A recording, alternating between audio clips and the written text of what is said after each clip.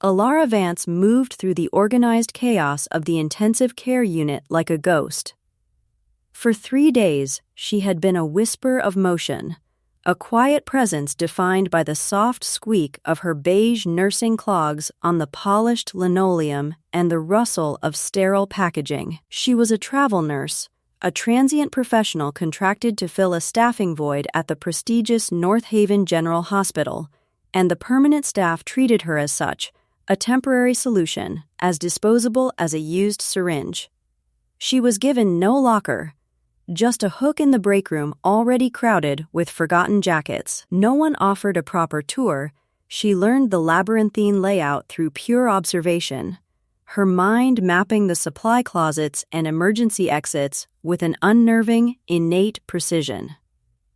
She was a name on a schedule, a pair of capable hands, and nothing more.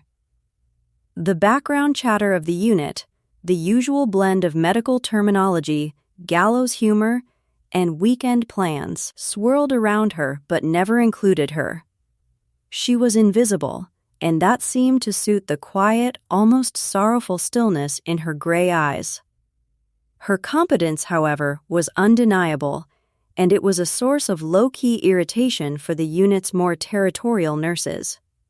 Every intravenous line she started was a perfect, single-stick success, the catheter sliding into a vein with the fluid grace of a needle finding its groove in a record. Her charting was a masterpiece of concise, clinical accuracy, each entry a testament to an almost preternatural level of observation. She anticipated the needs of her patients and the attending physicians with a calm that bordered on clairvoyance, having a specific instrument or medication ready a full second before it was requested. Her movements were economical, devoid of any wasted energy. When she adjusted a ventilator setting or titrated a vasopressor drip, her hands were steady, her focus absolute. It was a kind of professional perfection that was too quiet, too self-contained. It did not invite camaraderie, it created an invisible wall, a sense of otherness that the Clickwish ICU staff could not penetrate and therefore chose to resent. They saw her efficiency not as a benefit to their patients, but as a silent judgment on their own frantic, often harried work. There were other details, small and easily dismissed on their own, that painted a picture no one was bothering to look at. A faint, silvery scar traced the line of her left temple, disappearing into her tightly bound auburn hair. When a junior resident, trying to make awkward conversation, had asked about it, Alara's eyes had gone distant for a fraction of a second. She had touched it lightly, a phantom limb of a memory, and replied in a monotone voice, "A car accident, a long time ago." The answer was a closed door, and no one tried to open it again. Then there was her posture. Even when exhausted at the end of a grueling 12-hour shift, she never slouched. She stood and moved with a ramrod-straight spine, a discipline that seemed forged in a place far more demanding than any nursing school. During a code blue, when a patient's heart stopped and the room erupted into a controlled panic of chest compressions and shouted orders, Alara had been the calm center of the storm. Her gaze had swept the room, assessing every person, every piece of equipment, her expression not one of medical concern, but of cold, tactical analysis. She had registered the exact position of the crash cart, the frantic energy of the intern, the nearest exit, all in the space of a single, rhythmic pump of an ambu bag. It was a level of situational awareness that was profoundly out of place. Mr. Alistair Corbin, the hospital administrator, was a man who moved through the world as if he owned it, his expensive leather shoes squeaking with an authority he felt was his birthright. He was not a physician, he was a businessman, a master of budgets, board meetings, and the subtle art of intimidation. He saw his hospital not as a place of healing, but as a portfolio of assets, and the staff were merely entries on a balance sheet. He despised travel nurses, viewing them as overpriced mercenaries who diluted the hospital's carefully curated brand. He had noticed Alara on his morning rounds, a new, unfamiliar face that did not bow or scrape with the requisite deference. He saw her quiet efficiency and misinterpreted it as insolence, her reserved nature as arrogance. She did not look at him with the mixture of fear and respect he demanded from his employees. She simply looked through him, her gray eyes assessing him as just another variable in her environment, and that, to Alistair Corbin, was an unforgivable offense. The confrontation occurred on her 4th day. It was orchestrated for maximum humiliation, a public execution of professional dignity. Alara was at the central nursing station, updating a patient's chart, when Corbin appeared, flanked by the unit's charge nurse, a woman named Brenda who thrived on second-hand authority. Corbin was holding a small, sterile dressing kit. He dropped it onto the counter with a loud clatter that made everyone look up. His voice, a reedy tenor that always tried too hard to sound commanding, sliced through the relative quiet of the ward. This, he announced, pointing a manicured finger at the kit, was found on the Sea Wing supply cart. The cart designated for permanent staff. You, he said, his gaze locking onto Alara, are not permanent staff. Alara slowly looked up from her monitor, her expression unreadable. She said nothing. Her silence was a vacuum, and Corbin rushed to fill it with more of his own self-importance. We have protocols here. We have systems. Temporary hires, float pool, travelers. He spat the word like it was a contagion. Use the auxiliary supply room. It is a simple rule designed to maintain inventory control and ensure our real employees have the resources they need. Is that concept too complex for you to grasp? The other nurses pretended to be busy, but their ears were tuned to the drama, a few of them hiding small, cruel smirks. Brenda, the charge nurse, folded her arms, looking vindicated. She had complained to Corbin that morning about the new traveler's presumptuous attitude. Alara's gaze did not waver. Her voice, when it finally came, was low and even, devoid of the emotion Corbin was trying to provoke. The auxiliary room was out of 4x4 gauze. My patient in room 6 had a dehiscing surgical wound that required immediate attention. I made a decision based on clinical necessity.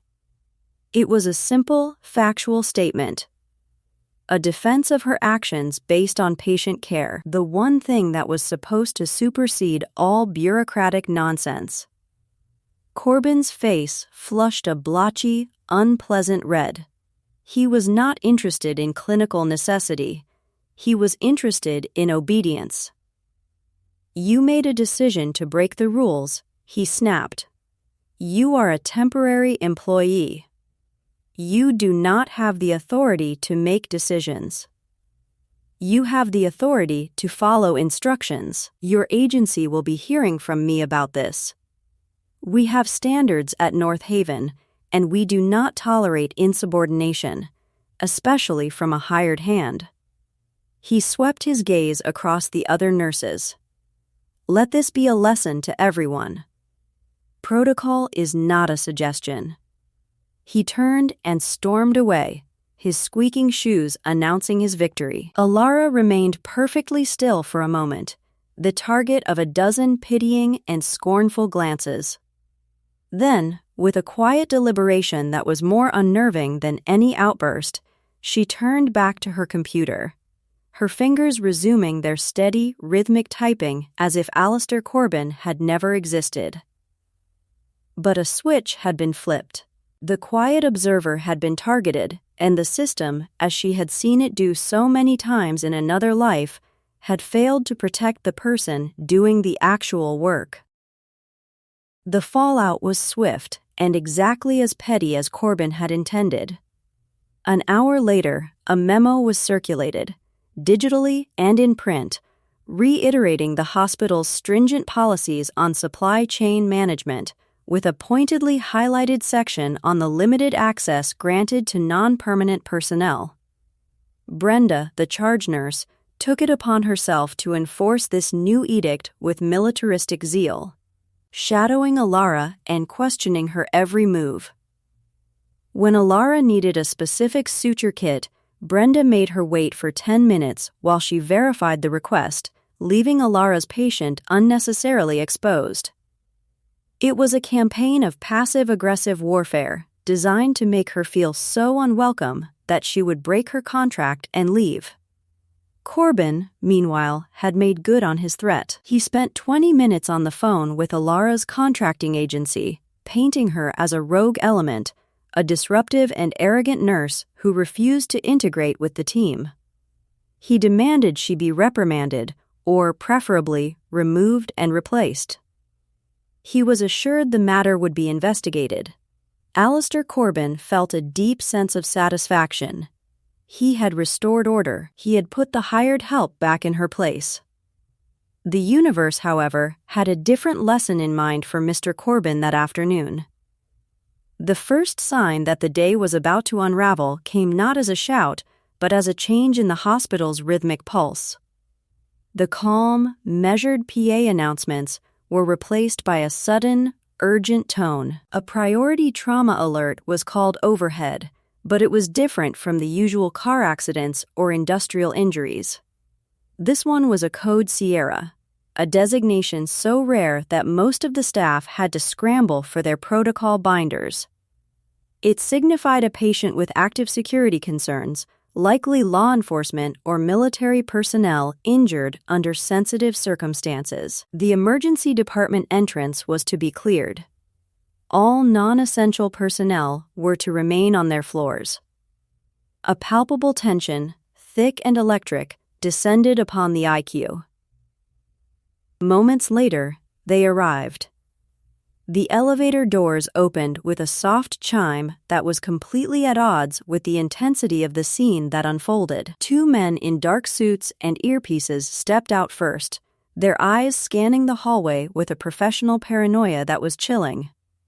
They were followed by a trauma gurney moving at a controlled run, surrounded by a phalanx of paramedics and a single, grim-faced doctor. On the gurney was a man built like a modern-day legionary, his muscular frame strained against the straps holding him down. He wore shredded tactical pants, and his chest was a mess of field dressings soaked in a terrifyingly vibrant crimson. An oxygen mask was strapped to his face, but his eyes were open, alert, and sweeping the area just like the men in suits. He was wounded, badly, but he was not defeated. He was a soldier. Alara, who had been in the middle of checking a patient's vitals, froze, her head tilted, her body orienting towards the commotion with the instinct of a predator sensing a shift in the wind. Her eyes narrowed, and for the first time in 4 days, the veil of the quiet, unassuming nurse slipped, revealing a flicker of something else beneath, a focused, analytical intensity that was razor-sharp.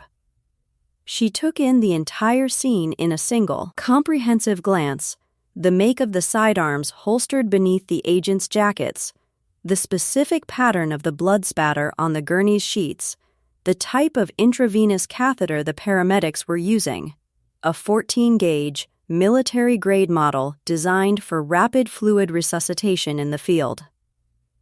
She recognized the look in the wounded soldier's eyes. It was a look she had seen 1,000 times before, in dusty, sun-scorched landscapes half a world away. It was the look of a man who was still in the fight, even on his back. The entourage swept past the nurse's station, heading for the primary trauma suite at the end of the hall, which was being hastily prepped. Mr. Corbin, drawn by the commotion, had bustled out of his office, his face a mask of self-importance. He intercepted one of the suited men, puffing out his chest. "I am Alistair Corbin, the administrator of this facility." "What is the meaning of this? I was not informed of any high-security patient transfer." The agent, a man with a jawline that looked like it could cut glass, did not even break stride. He held up a hand, palm out, stopping Corbin in his tracks without making physical contact. "Sir, with all due respect, your need to know is 0. Clear the hall." Corbin's mouth opened and closed like a fish, his authority utterly and completely dismissed. He was irrelevant, a piece of furniture in a world that had suddenly become very serious. As the gurney passed, the wounded soldier's eyes met Alara's. It was for less than a second, a fleeting moment of contact, but a current of recognition passed between them. It wasn't that they knew each other. It was that they knew of each other's kind. His eyes, glazed with pain but still sharp, widened slightly. He saw past the scrubs and the sensible shoes. He saw the way she stood, the way her gaze tracked threats, the coiled stillness in her posture. He saw a fellow warrior. He tried to lift his head, to say something, but a wave of agony washed over him and he fell back, his jaw clenched. Alara gave a nearly imperceptible nod, a gesture so small that no one else saw it. It was a promise. "You are safe here. I have the watch." The next hour was a whirlwind of controlled medical activity. The soldier, identified on his chart only as Sergeant Cole Evans, was stabilized in the trauma suite. He had multiple gunshot wounds to his abdomen and leg and was being prepped for emergency surgery. The ICU was now unofficially a forward operating base. The suited men, who identified themselves as diplomatic security service agents, established a perimeter. No one was allowed in or out of the unit without their express permission. Mr. Corbin, after his initial rebuff, had retreated to his office to make a flurry of furious, impotent phone calls. The regular staff, including Brenda, were buzzing with a mixture of fear and excitement. This was the most dramatic thing that had ever happened at North Haven General. Alara went back to her duties, her movements now imbued with a new, almost dangerous grace. The quiet nurse was gone. In her place was an operator, moving under a civilian cover. She gathered supplies she thought the surgical team might need, anticipating the unique challenges of treating ballistic trauma. She checked the unit's stock of blood products, specifically O-negative, the universal donor type critical in massive hemorrhage cases. She did it all under the guise of her nursing role, her actions perfectly justifiable, yet her motives had shifted. She was no longer just caring for patients, she was preparing a battlefield. Her senses were on high alert, the mundane beeps and whirs of the ICU monitors now a backdrop to a different kind of listening. She was listening for the squeal of tires in the parking lot, for the telltale sound of a door being forced, for the subtle shift in air pressure that precedes a breach. She was hunting. The attack came without warning. It was not a frontal assault, but a swift, silent infiltration. The lights in the IQ flickered once, twice, then died, plunging the entire unit into the eerie half-light of the emergency backup generators. Simultaneously, the hospital's internal phone lines and the cellular network went dead. A professional kill switch. A collective gasp went through the staff huddled at the nurse's station. The two DISA agents in the hallway immediately drew their weapons, their relaxed vigilance snapping into high-threat readiness. One spoke into his wrist communicator, his voice a low, urgent hiss. "Havoc, this is Archangel. We are dark. Repeat, we are dark. Comms are down. We have been isolated." He got only static in reply. Then came the sounds. muffled, rhythmic popping noises from the floor below. Not loud, not like a Hollywood gunfight. They were the distinct, cough-like reports of suppressed firearms. Thump, thump, thump. It was the sound of methodical execution. The two agents exchanged a look of grim understanding. This was not a random act. This was a targeted, professional hit, and they and their patient were the target. One of them turned to the nurses. "Get down, get away from the windows," he yelled, his voice cracking the stunned silence. Chaos erupted. Nurses screamed and scrambled for cover, diving behind desks and into empty patient rooms. Mr. Corbin, who had emerged from his office to see what was happening, simply froze. His face a pale mask of terror. Brenda, the charge nurse, was sobbing hysterically, curled into a ball under a counter. But Alara did not scream. She did not hide. The moment the lights went out and the first suppressed shot was fired, her transformation was complete. The soft, gentle mask of the travel nurse did not just slip, it evaporated. Her entire being seemed to harden, to sharpen into a lethal point. Her spine straightened, her shoulders squared, and the sorrowful stillness in her eyes was replaced by a look of absolute chilling calm. It was the calm of a predator that has been waiting patiently for the hunt to begin. She moved. Her first action was not toward cover, but toward her patient in room 6, the one with the dehiscing wound. With a speed that was utterly shocking, she darted into the room, grabbed the heavy, steel rolling tray table, and shoved it against the door, creating a crude but effective barricade.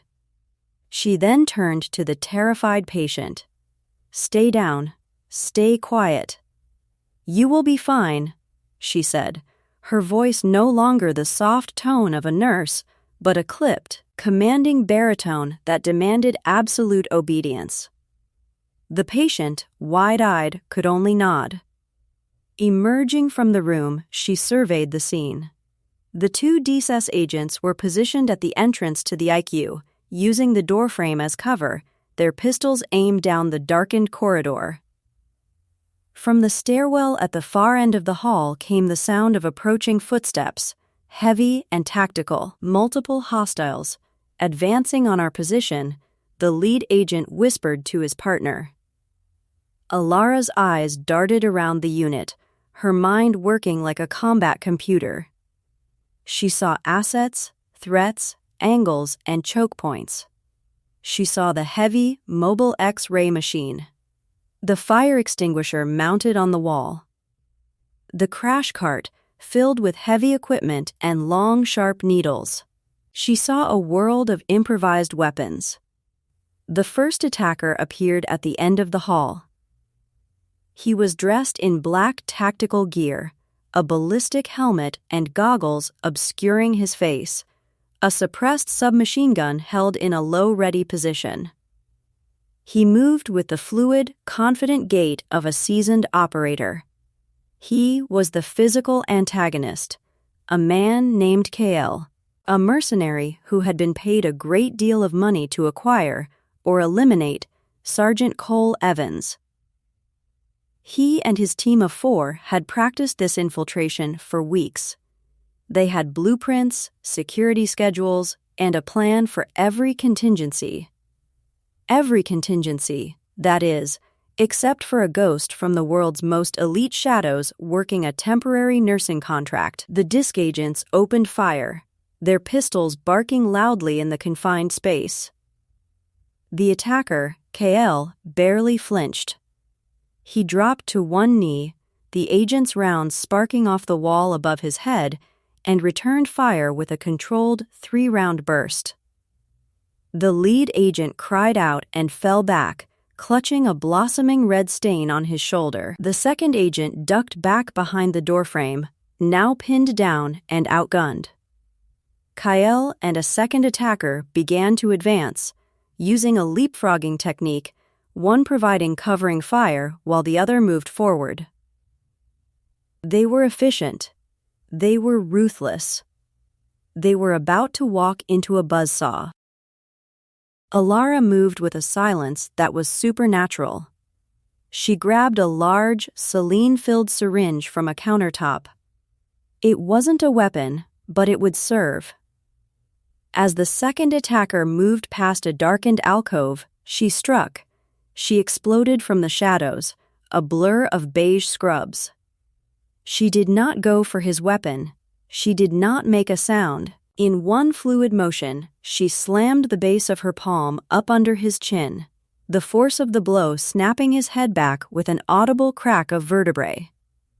As he staggered, momentarily stunned, she plunged the entire 6-inch needle of the syringe deep into the soft tissue beneath his jaw, aiming for the carotid artery and the vagus nerve. He gargled, a wet, choking sound, and dropped his weapon as his entire nervous system overloaded. He collapsed like a puppet with its strings cut, unconscious before he hit the floor. Alara caught the suppressed weapon before it clattered on the ground, the cold, familiar weight of it settling into her hands as if it were a long-lost limb. The entire takedown had taken less than 2 seconds. It was a symphony of brutal, silent efficiency. The remaining DSS agent, peering out from his cover, saw the second attacker simply disappear. He blinked, thinking the poor light was playing tricks on him. Kyle, the leader, saw it too. He paused in his advance, sensing that something was wrong. The clean, predictable equation of his assault had just been complicated by an unknown variable. "Marcus, status," he hissed into his comms. He received no reply. Alara melted back into the shadows, the captured submachine gun now her own. She checked the magazine, flicked the fire selector from safe to semi-auto, and raised the weapon to her shoulder. The movement was practiced, innate. She did not aim like a police officer or a soldier. She became one with the weapon, her body a stable firing platform, her breathing controlled, her heart rate steady despite the chaos. The fear and panic that had paralyzed everyone else in the unit was a foreign concept to her. In this world of violence and sudden death, she was not a visitor. She was home. From her new position behind a row of equipment, she had a clear line of sight on Kael. He was cautiously advancing, his weapon sweeping the corridor. He was good, but he was predictable. He was checking the obvious places of concealment, the doorways and the corners. He was not checking the space between them. Alara took a breath, let half of it out, and squeezed the trigger. One shot. A single, precise report that was barely louder than the hum of the backup generators. The round struck Kyle in the knee, shattering his patella. He screamed, a raw, guttural sound of shock and agony, and dropped to the ground, his weapon skittering away from him. He had been neutralized, not killed. It was a conscious choice. She needed him alive. The last 2 attackers, hearing their leader scream, panicked. Their professional discipline broke. One of them charged forward blindly, spraying bullets indiscriminately down the hall.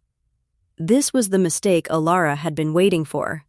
A storm of 9mm rounds chewed up the drywall and shattered glass, forcing the remaining DSS agent to stay hidden. Alara stepped out from behind her cover, calm and exposed. She fired twice. Thump, thump. 2 perfect shots to the center mass of the charging attacker. He stumbled backward and fell, his rampage ending as quickly as it had begun. The final mercenary, seeing his entire team taken down in less than a minute by an unseen enemy, made the only rational decision he could. He turned and ran. Alara let him go. A runner would spread fear. A runner was a message. The entire, violent exchange was over. Silence, heavy and profound, descended upon the ICU, broken only by the pained groans of the mercenary leader and the whimpering of the terrified staff. Alara stood in the center of the hallway, the submachine gun held loosely at her side, its barrel pointed safely at the floor. The emergency lights cast long, dancing shadows, making her look like an avenging angel sculpted from marble and fury. The surviving disagent slowly rose from his cover, his pistol still trained down the hall. He saw the neutralized attackers, the secured weapon in Alara's hand, and his jaw went slack. He looked at her, then at the carnage, then back at her. His brain could not process what he was seeing. This quiet nurse, this woman in scrubs, had just single-handedly dismantled a team of professional killers with a level of speed and lethality he had only ever seen at the highest levels of special operations training. Slowly, cautiously, the other staff members began to emerge from their hiding places. They saw what the agent saw. They saw the bodies. They saw the blood, and they saw Alara, standing over it all, not with fear or shock, but with a weary, profound calm. Mr. Corbin was leaning against his office doorframe, his face the color of ash, his body trembling uncontrollably. Brenda, the charge nurse, was staring at Alara with wide, terrified eyes, her mouth opening and closing without a sound. They were looking at a woman they thought they knew, a person they had dismissed and belittled, and realizing with dawning horror that they had never seen her at all. They had been in the presence of a hidden giant, and they had spent their time trying to trip her. The power dynamic in the room had not just shifted, it had been obliterated and rewritten from scratch. The distant but rapidly growing sound of helicopter rotors beating the air was the first indication that help was on the way. Within minutes, the building was surrounded. Heavy, booted footsteps echoed from the stairwells and elevators, far more numerous than the attackers had been. A team of a dozen soldiers, clad in the most advanced combat gear Alara had ever seen outside of a classified briefing, swarmed into the ICU. They moved with a terrifying, synchronized purpose, securing the perimeter, checking the dead, and placing the wounded Kale in flex cuffs. They were Tier 1 operators, the best of the best, and they moved with the quiet confidence of men who were apex predators in any environment. They fanned out, their rifles up, clearing every room, their silent hand signals and hushed communications a testament to their elite training. At their head was a man who commanded authority without having to raise his voice. He was tall and broad-shouldered, his dark uniform adorned with the 2 stars of a major general.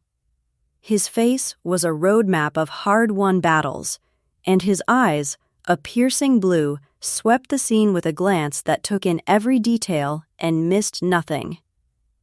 This was General Marcus Thorne, a man whose name was spoken in hushed, reverent tones in the Pentagon and in fearful whispers by the enemies of his country. He was the Vindicator, a living legend in the special operations community.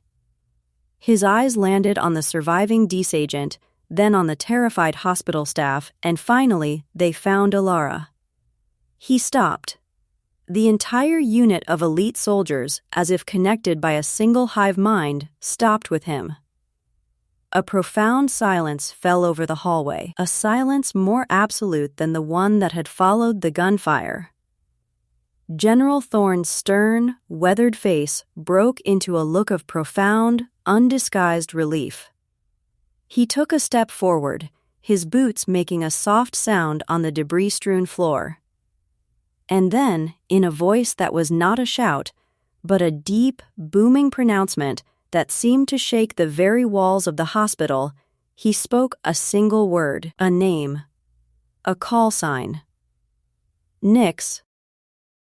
At the sound of that name, every single soldier in the hallway, without hesitation or a second command, snapped to the position of attention.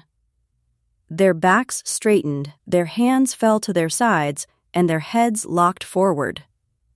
They stood as ramrod-straight as statues, their gaze fixed on a point in the middle distance. It was the highest form of military respect.